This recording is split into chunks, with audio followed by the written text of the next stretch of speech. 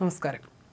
അച്ചാർ കുപ്പിയിൽ ലഹരി മരുന്ന് ഒളിപ്പിച്ച് യുവാവിന്റെ കൈവശം സൗദി അറേബ്യയിലേക്ക് കൊടുത്തയക്കാൻ അയൽവാസിയും സംഘവും ശ്രമിച്ച കേസിൽ ഗൂഢാലോചനയുണ്ടെന്ന് സംശയിച്ച് പോലീസ്. മിഥിലാജിനെ കൊടുക്കാൻ വേണ്ടിയുള്ള ശ്രമമായിരുന്നോ എന്ന തരത്തിലും അന്വേഷണം നടക്കുന്നുണ്ട്. സംഭവത്തിൽ കൂടുതൽ പ്രതികരിക്കാൻ കുടുംബം തയ്യാറായിട്ടില്ല.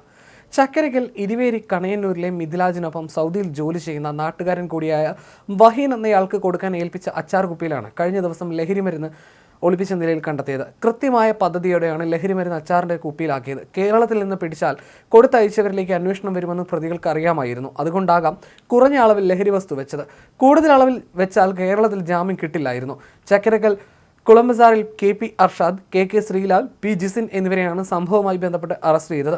Kannur judicial first class magistrate കോടതിയിൽ ഹാജരാക്കിയ പ്രതികൾക്ക് ജാമ്യം ലഭിച്ചിരുന്നു. സംഭവവുമായി ബന്ധപ്പെട്ട് രണ്ട് സാധ്യതകളാണ് പോലീസ് പറയുന്നത്. ഒന്ന്, ലഹരിമരുന്ന് കടത്തുന്നതിന് വലിയ ശിക്ഷ ലഭിക്കുന്ന സൗദിയിൽ വെച്ച് പിടിക്കപ്പെട്ടാൽ മിഥിലാജ് ജയിലിലാകും. അതുവഴി അവനെ കൊടുക്കുക എന്നതാകാം ഒരു ലക്ഷ്യം. മറ്റൊന്ന്, ലഹരിമരുന്ന് കിട്ടാൻ പ്രയാസമുള്ള രാജ്യത്ത് ലഹരി എത്തിയാൽ വൻ തുകയ്ക്ക് വിൽപ്പന നടത്താൻ കഴിയും.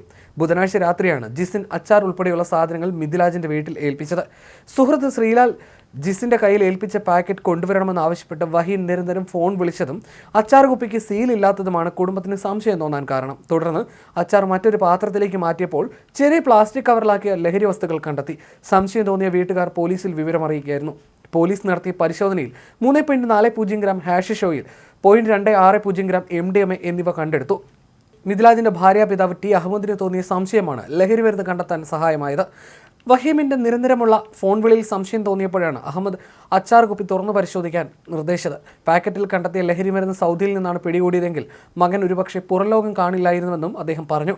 അതിനിടെ മിഥിലാജ് വ്യാഴാഴ്ച രാത്രി ഗൾഫിലേക്കും തിരിച്ചുപോയി.